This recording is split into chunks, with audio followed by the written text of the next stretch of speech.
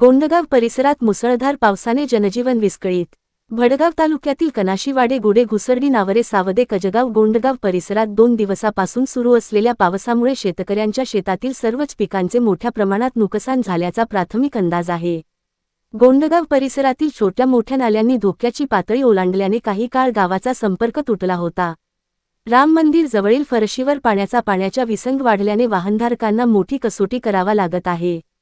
रात्रीपासून संततधार पाऊस सुरू असल्याने गावातील आराध्य दैवत छत्रपती शिवाजी महाराजांच्या पुतळ्याची आरती भर पावसात उशिरा करण्यात आली।